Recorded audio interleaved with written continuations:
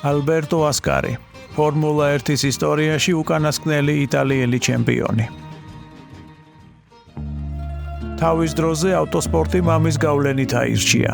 მამამისი ანტონიო ასკარი, ალფა რომეოს წარმატებული პილოტი, ავტოსპორტში 1920-იან წლებში ასპარეზობდა. ბავშვობაში ალბერტო ხშირად ესწრებოდა მამის რბოლებს.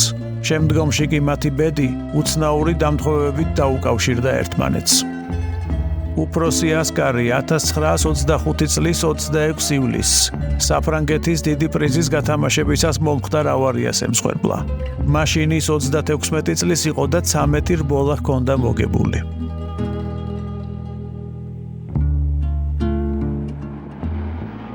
ალბერტომ კარიერა 1950 წელს დაიწყო.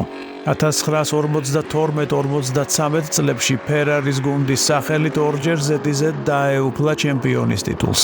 რბოლაში უშიშარი და აუღელვებელი პილოტის სახელი ჰქონდა, მაგრამ ცხოვრებაში ძალიან სრულმორწმუნე იყო და მამის დაღუპვის გამო არასოდეს ჯდებოდა სპორტული ავტომობილის საჭესთან ნებისმიერი თვის 26 რიცხვში და არასოდეს თავისი თილისმის ცისფერი ჩაფხუტის გარეშე.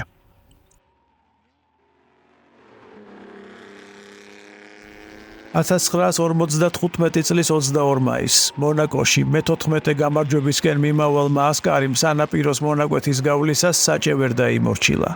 მისმა მანქანამ ჯებირი გაარღვია, წყალში გადავარდა და წამებში ჩაიძირა. მაგრამ პილოტი უვნებლად გადარჩა და დამოუკიდებლად მიცურა სამაშველონავთან. დღის ბოლოს კი ჟურნალისტებთან საუბრისას ღიმილით იხსენებდა მომხდარს და გადარჩენას იღბლიან ცისფერ ჩაფხუტს მიაწერდა.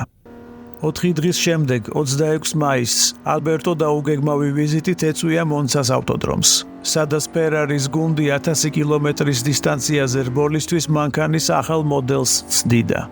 ყველასთვის მოულოდნელად ტესტებში ჩართვის ნებართვა ითხოვა და აღჭურვილობის არ ქონის გამო თანაგუნდელის ჩაფხუტით გაიყვანა სარბოლო მანქანა ტრასაზე. მესამე წრეზე წასული ასკარი ფინიშის ხაზთან აღარ დაბრუნდა. ამობრუნებული მანქანა და ძლიერად დაშავებული პილოტი ავტოდრომის ერთ-ერთ მოსახვევში იპოვეს. ავარიას თვითმხილველი არ ჰყოლია და მისი გამომწვევი გარემოებები დღემდე უცნობია. 1955 წლის 26 მაისს ტრეკზე მიღებული ტრავმების გამო დაიღუპა ფორმულა 1-ის ისტორიაში უკანასკნელი იტალიელი ჩემპიონი ალბერტო ასკარი. მაშინ ის 36 წლის იყო და 13 რბოლა ჰქონდა მოგებული.